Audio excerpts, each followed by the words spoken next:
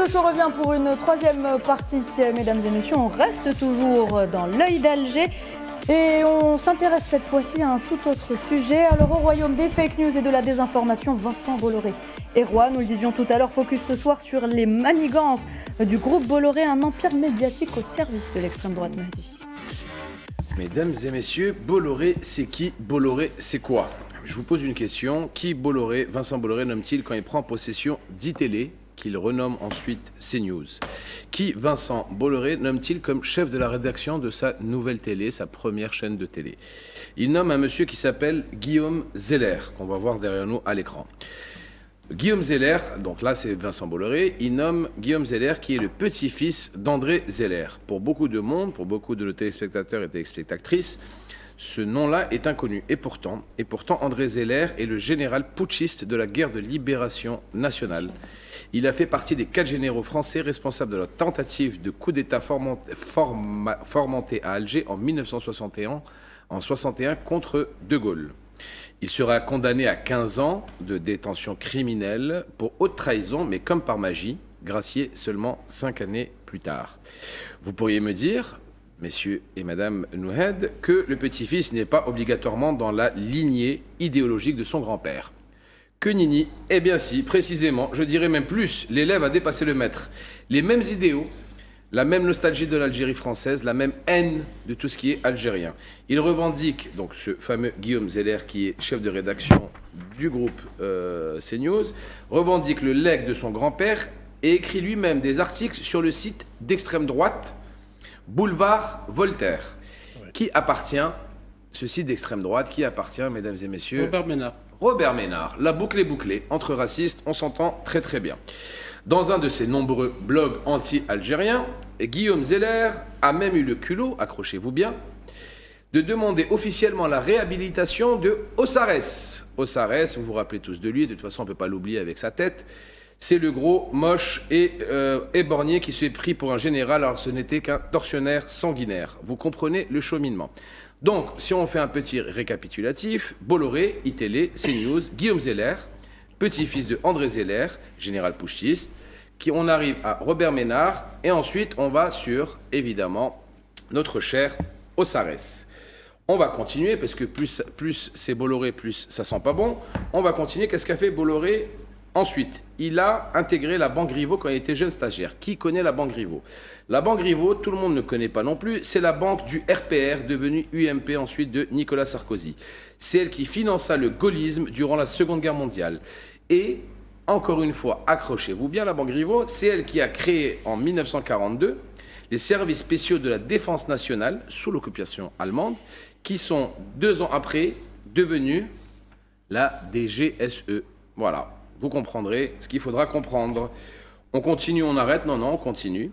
Vincent Bolloré était stagiaire dans la Banque Griveaux dans ses jeunes années. Ensuite, qu'est-ce qu'il a fait, ce jeune Vincent Bolloré? Eh bien, il a racheté la Banque Griveaux et il l'a fait complètement fondre dans la galaxie Bolloré en 1997.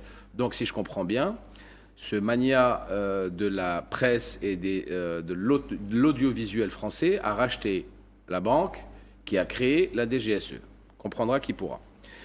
La Banque Griveaux, il faut savoir aussi que la Banque Griveaux a fait 80% de son chiffre d'affaires avec la France-Afrique, le franc CFA, avec les ports de l'Afrique de l'Ouest, en pillant toutes les richesses du continent africain et des peuples, justement, pour leur prendre leurs ports et leur donner en contrepartie des miettes par rapport à tout l'argent qu'ils amassaient. Pour finir, aujourd'hui, il a plusieurs titres de presse dans sa bannière et il s'attaque maintenant au cinéma. Le groupe Bolloré a investi massivement dans le cinéma français à travers la chaîne UGC Cinéma où il a pris des parts. Donc voilà, il continue dans sa lignée d'expansionnistes racistes et ce n'est pas fini, ce n'est que le début. Son venin. Voilà. UGC est un grand distributeur de cinéma en France. Il faut rappeler, je vais aller dans ton sens, Mahdi, dans votre sens, Mahdi, c'est que Guillaume Zeller a fait l'éloge effectivement de Paul Ossarès. Paul Ossarès était à l'époque capitaine, c'est l'un des exécutants du martyr Al-Habib ibn Hidillah en mars 1957. Et ce même Zeller disait plus tard, oui, Ossarès, qui est un général tortionnaire qui a reconnu ses faits, pouvait être un héros. Tu insultes toutes les armées du monde en disant que Ossarès est général. Oui, tu insultes. C'est un tortionnaire dégueulasse et bornier. Et voilà. il a eu ce titre, il a même été décoré, parce que vous savez, Mahdi, que l'armée française, l'ancienne armée coloniale, après l'indépendance de l'Algérie, beaucoup ont été décorés, y compris Bijard et tous les autres. Maintenant, pour Bolloré est une fabrication pour confirmer et consolider votre éditorial, Mahdi. Bolloré est la fabrication de 2 juifs sionistes. Edmond Rothschild, c'est lui qui a sauvé l'entreprise familiale de papeterie au début des années 80, qui a permis à Bolloré de devenir riche. Et le deuxième, il s'appelle Bernheim, Antoine Bernheim. C'est qui Antoine Bernheim? C'est le fils de Léonce Bernheim, qui était un militant sioniste proche de Chaim Weizmann, qui est l'un des fondateurs de ce qui est appelé l'État d'Israël. Donc les liens établis entre Vincent Bolloré et l'État sioniste est établi, d'autant plus que Nicole Follow, Nicole Smith, qui est la grand-mère de Bolloré, est une juive. Et cette femme a travaillé avec la DGSE, et c'est elle qui a établi les liens entre la DGSE, le service secret français, et le Mossad. Donc, ça, c'est normal, parce c'est une galaxie. Mais c'est normal, Faisal, en 1997, Bolloré a racheté la banque Griveaux, qui a été, elle, créatrice en 1942 de la société, je vais reprendre mes fiches parce que c'est tellement vieux, 1942, qui a créé la banque, qui a créé en 1942 les services spéciaux de la défense nationale, SSDN, sous l'occupation allemande, qui est devenue en 1944 la DGSE. Donc il a racheté la créatrice de la DGSE. Oui. Et donc les rapports entre cette galaxie Israël, entre le milieu d'extrême droite est établi, parce que l'empire Bolloré est en train de s'étendre, c'est vrai, depuis au moins une dizaine d'années après le rachat du groupe Prisma. Parce qu'il a nommé dernièrement Serge Nadjar, qui est un juif né en Algérie et qui est directeur de l'information à CNews actuellement. C'est lui qui a remplacé notamment Guillaume Zeller. Serge Nadjar gère actuellement au moins une trentaine de revues qui appartiennent à Bolloré. Par exemple, Voici, Journal du Dimanche, Femme Actuelle, Europa, la radio, et également le groupe Havas, qui est un grand publicitaire. Donc effectivement, c'est un empire qui va dans qui consolide l'idée de l'extrême droite, ou qui porte ce discours de l'extrême droite, bien sûr avec l'option de prendre le pouvoir à un moment donné, notamment à l'approche des élections présidentielles en France. Le tableau est dressé et tout cet arsenal médiatique est destiné à trois opérations principales. D'abord l'immigration, l'islam et surtout l'Algérie. Donc remettre en cause l'histoire, la refaire à travers des faux témoignages, en ramenant des gens qui sont là pour réhabiliter la colonisation, faire de cette colonisation comme étant quelque chose de bénéfique pour les Algériens. On a vu pendant 132 ans ce que la colonialisme a coûté aux Algériens, ce qu'elle leur a fait. Elle les a rendus esclaves, elle les a rendus misérables, elle les a rendus, au lieu d'une civilisation telle que décrite dans les récits et dans les propos et dans les déclarations des politiques français d'extrême droite, on voit que l'Algérie a été pillée d'abord, spoliée, et surtout l'Algérien déraciné. Et aujourd'hui, cet arsenal médiatique dirigé par Bolloré a cet objectif principal, c'est de faire à ce que l'extrême droite prenne le pouvoir en 2027. Et l'objectif derrière ça, c'est de concrétiser la deuxième opération, c'est-à-dire celle de s'attaquer à l'immigration, et principalement l'immigration algérienne, sinon aussi aller jusqu'à remettre en cause l'identité par l'identité même, mais reconstruire une identité. Bolloré n'est pas le seul, il y a d'autres milliardaires qui sont dans le jeu, qui ont pris le relais dans le sens où on prépare le 2027 pour faire de cette France de demain, cette France qui a été décrite par le Jean-Marie Le Pen en 2009 dans un discours très connu, dans le sens où il a dit il faut que la France devienne une France chrétienne, blanche et surtout dépouillée, débarrassée de tout ce qui n'est pas français de souche. Et c'est ça l'objectif de l'extrême droite aujourd'hui, c'est de faire en sorte à ce que le blanc domine et que celui qui n'est pas blanc et qui n'est pas chrétien, il est allé jusqu'à demander à ce qu'on ramène, qu'on encourage une immigration venue de l'Europe de l'Est, parce que cette immigration blanche de l'Europe de l'Est, qui est de l'Hongrie et tout, et ressemble, ressemble justement dans ses fondements à la chrétienté dans laquelle il a milité et qui est devenue aujourd'hui la doctrine de l'extrême droite, c'est-à-dire reprendre, reconquérir cette France blanche, exclusivement, qui nie toute participation des Algériens qui sont intégrés ou des immigrés qui sont intégrés au sein de la société française et qui cherchent à les marginaliser, sinon les exclure. Alors vous avez justement évoqué l'islam, l'immigration et l'Algérie. Alors, est-ce que vous avez entendu parler de ces chiffres ? 335 jours sur 365, les mots islam, immigration et Algérie sont présents sur les chaînes et dans les médias du groupe Bolloré-Badis. Quel hasard. Alors, il faut revenir sur Vincent Bolloré. Effectivement, ça a été dit, la genèse et son histoire. C'est-à-dire que l'arbre généalogique est lié, intimement lié, puisque c'est sa mère qui est agent de liaison. Et ça a été dit d'ailleurs par le journal Haaretz, Ta grand-mère. en 2021, qui a confirmé qu'effectivement c'était un agent du Mossad. Donc on voit bien qu'il y a une accointance généalogique, notamment de Vincent Bolloré, pour le projet sioniste. On a connu effectivement le milliardaire Vincent Bolloré, soldat du Christ. Aujourd'hui on connaît Vincent Bolloré, soldat, non pas d'un judaïsme d'affaires, entendons-nous, mais plutôt d'un sionisme, d'un projet sioniste et d'un projet outre, effectivement, qui aujourd'hui s'ingère dans l'équation politique de la France, à titre d'exemple. Effectivement, ça a été dit, 90% en tout cas des médias français sont détenus par 2 ou 3 milliardaires. On oublie aussi de citer Sterrin qui est aussi dans la droite ligne de Vincent Bolloré. Donc on voit bien qu'effectivement... Ils travaillent ensemble. Exactement. Ils planifient ensemble, qui plus est. Donc il y a un projet effectivement dans lequel, oui, l'Algérie a été un dommage effectivement collatéral dans cette équation de l'algérophobie, de créer justement l'isolement de l'Algérie, puisqu'ils sont, je rappelle aussi, nostalgiques de l'Algérie française, ils ont mal digéré effectivement l'indépendance de l'Algérie, donc ils essayent tant bien que mal à travers les moyens et les outils structurels, encore une fois, on parle de médias, de 5e colonne, on parle de forces à destruction massive, on pourra en parler par la suite, les fake news. Aujourd'hui, CNews est devenu, je dirais, le vivier des fake news. Aujourd'hui, elle est attaquée, elle est ciblée par plusieurs plaintes. C'est une chaîne d'opinion. De désinformation. D'opinion, exactement. Même si Vincent Bolloré veut en faire des faiseurs d'opinion, mais Pascal Praud, excusez-moi, même au foot, il n'était pas terrible. Alors vous imaginez maintenant, dans l'analyse et le décryptage de l'information. Donc oui, il y a un projet pernicieux, il y a une accointance, il y a une collusion historique avec un ancrage historique, un ancrage même biologique de Vincent Bolloré qui aujourd'hui veut mener, non pas que la France, mais ses relations, sa diplomatie vers l'inconnu, vers la destruction. Puisque l'arrivée de l'extrême droite au pouvoir, c'est encore une fois l'isolement de la France, c'est la déliquescence d'une diplomatie déjà en perte de vitesse. Et toujours à propos de multiplication des campagnes de désinformation, on s'intéresse maintenant à un autre volet de ces fake news. Après le groupe Bolloré, on s'intéresse au Marzen Faisal qui multiplie ces campagnes de désinformation. Permettez-moi juste avant de transiter vers justement le Marzen, qui est un autre soldat, un autre proxy. Moi, j'ai écouté tout à l'heure l'intervention d'un certain Sansal.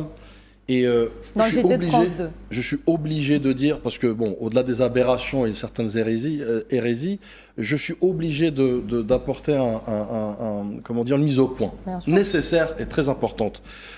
Il cite effectivement qu'il y a une espèce d'équation trilatérale entre des tractations... Une fake news de plus. Une fake news de plus. Donc on est là aussi pour la corriger. Donc des négociations, des tractations auraient lieu entre l'Algérie, la France et l'Allemagne. Je le dis de cette tribune, officiellement, qu'à aucun moment la France n'a été liée d'une manière directe ou indirecte dans quelconque tractation, notamment pour la libération de Sansal, mais plutôt une amitié forte entre deux pays qui sont l'Algérie et l'Allemagne qui a permis cette libération pour des raisons humaines. Notamment. Donc, et d'ailleurs, je rappelle que et la présidence de la République algérienne et le ministère des Affaires étrangères ont rejeté en bloc ces allégations et tous ceux qui diront le contraire mentiront et colporteront une fake news. Ils adorent colporter des fake news, mais moi, ce qui me dérange, hormis les mensonges à répétition pour sortir par la grande porte, la semaine dernière, nous avons eu l'honneur et le privilège de recevoir Daoud Qablia, l'ancien ministre de l'Intérieur, qui nous a expliqué depuis quand datait justement l'amitié algéro-allemande et depuis avant bien même l'indépendance que l'Allemagne avait toujours aidé la révolution algérienne à obtenir justement cette victoire et que entre deux présidents de la République qui se respectent et qui s'apprécient, il y a un chemin qui a été fait par humanité, comme l'a si bien dit le communiqué, pour libérer Boualem Sansal. Moi, ce que j'ai aimé deux choses. La première des choses que j'ai aimé dans cette interview qu'il a faite, de cette pseudo-interview qu'il a faite, c'est la première des choses, il a dit que en Algérie, les médecins se sont très bien occupés de lui, voilà, et qu'il a été très bien soigné. De toute façon, il n'avait pas l'air d'être très malade sur le plateau. Et la deuxième des choses, c'est qu'il a dit ce que tout le monde savait, que Bruno Retailleau, c'est lui qui a empêché sa sortie bien avant. Ça a été un obstacle et il l'a dit de sa propre bouche. C'est pas Mehdi Guézard qui le dit, c'est pas Badis Kanissa, c'est pas Kamel Mansouri, c'est pas Faisal Metaoui, c'est Boualem Sansal qui a dit que Bruno Retailleau a été un obstacle à la libération avant la semaine dernière ou il y a 10 jours. De tractation rapidement. D'ailleurs, lui, il reconnaît qu'il n'était pas au courant, il ne savait pas ce qui se passait. Il était en prison. Exactement. Donc, une fois qu'il est parti en France, on a dû le manipuler pour lui dire que la France est intervenue, alors qu'il n'était même pas au courant. Et c'est ça la malhonnêteté intellectuelle d'un intellectuel, entre guillemets. Mais c'est une affaire algéro-allemande qui a été faite avec respect. Très rapidement fait ça. Voilà, avec respect. Avec énormément de sagesse. Ils ont travaillé, les deux présidents de la République ont travaillé main dans la main, et il n'y a aucune tripartite. Il y a juste une relation bilatérale. Même si ça fait mal au cœur à beaucoup de personnes, je suis désolé de vous le dire, c'est que l'Algérie et l'Allemagne qui ont réglé ce problème et personne d'autre. Le discours des médias français a changé entre l'annonce de la libération de Boualem Sansal, présenté comme un compatriote français par ces médias, et ces derniers jours, on sous-entend qu'il y a eu un pseudo-rôle de la diplomatie française, et vous avez raison, la Bible était très claire, il n'y a eu aucun rôle, on essaie de rattraper les choses face à l'opinion. C'est une pirouette, c'est ce qu'on appelle une pirouette médiatique. Absolument, et on a vu Boualem Sansal tout à l'heure sur France 2 en très bonne santé, donc c'était pas l'homme vieillissant malade. Qui souffre d'un cancer qui a été même lifté. Il a été bien lifté et bien très bien, monsieur, il ne nous reste pas beaucoup de temps, on doit passer au sujet. Excuse-moi, nous on continue sur notre lancée. On a des très bons médecins algériens. La preuve qu'on a des très bons médecins. Tout le monde a été surpris dans la mine qu'il avait. On a des très bons médecins algériens. Il y a la preuve, je le dis, je le répète et je continuerai à le répéter inlassablement. 15 000 de nos médecins algériens, ce sont eux qui tiennent les hôpitaux français en France. Voilà, il faut savoir le dire. Très bien, merci. Alors on enchaîne, messieurs, si vous le voulez bien, sur la multiplication des campagnes de désinformation, la prolifération des fake news, notamment donc au sujet de l'Algérie. On continue d'en parler. Il y a des chiffres qui vont s'afficher derrière vous, normalement dans quelques instants. Je demande à la régie de nous montrer ces chiffres, s'il vous plaît. Ils veulent bien. Voilà, Badis, c'est vous qui allez donc justement intervenir sur ces chiffres. Badis, regardez ce tableau, il regroupe des sources de narratifs anti-algériens de ces 3 dernières années. Alors, nous avons là des chiffres qui sont têtus, qui sont très éloquents, qui sont très évocateurs, notamment de l'accointance, de l'implication de ce qui est devenu un instrument structurel en matière de fake news du régime du Merzen. Juste rapidement, je vous dis, et c'est pas moi qui le dis d'ailleurs, c'est des éléments sourcés, vérifiables, notamment Meta, qui est Facebook, Instagram, qui a démantelé en décembre 2023, à titre d'exemple, un réseau opéré depuis le Maroc. 510 comptes, 32 pages et 72 groupes accusés d'activités politiques hostiles contre l'Algérie et l'Union africaine. Source, encore une fois, Meta. Vous avez Twitter X, à titre d'exemple aussi, qui lui surenchérit, et avec une enquête bien ficelée, entre 2022 et 2024, vous avez un cluster de bots opérant depuis Rabat et Casablanca, s'il vous plaît, ciblant les hashtags suivants, hashtag Algérie en crise, hashtag Tebboune, hashtag Hirak, hashtag Sahara. C'est pour vous dire qu'effectivement, ils aiment bien les hashtags concernant l'Algérie. Vous avez aussi ce qu'on appelle le media mapping. C'est très important. Qu'est-ce qu'il nous apprend ?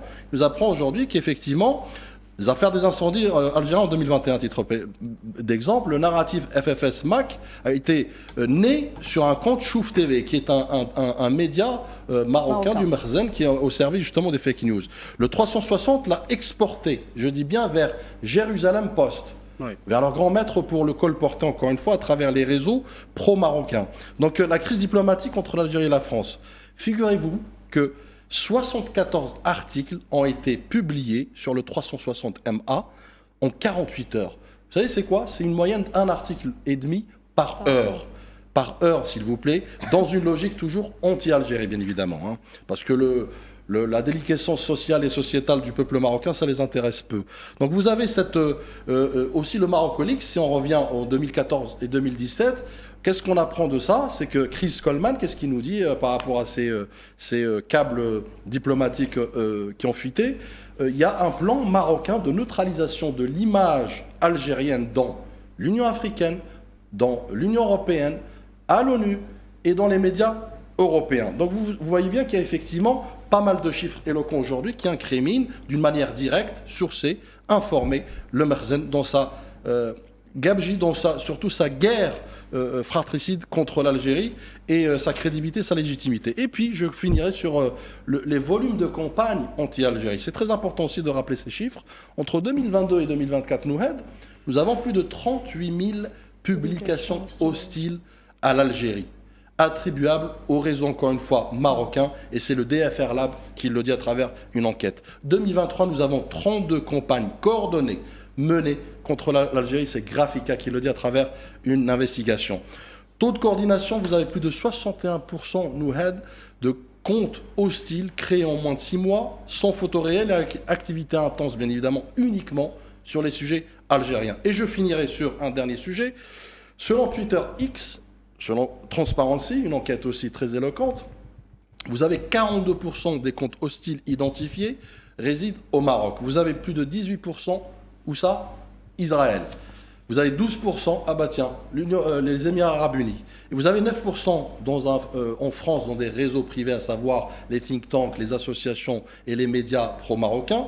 Et vous avez 5% en Espagne, mais attention, à Ceuta et Melilla, donc le Maroc. Et 14% à travers le VPN. Tout ça pour dire, Nouhed, qu'effectivement, c'est un outil structurel que utilise le Merzen pour essayer d'atteindre une diplomatie, je dirais, de haut vol, une diplomatie qui est loin, mais très loin, aux antipodes de la diplomatie marocaine. C'est une diplomatie au service de l'humanité et de l'humain et des causes justes, comme la cause palestinienne, comme la cause sahraoui, comme toutes les causes des peuples opprimés.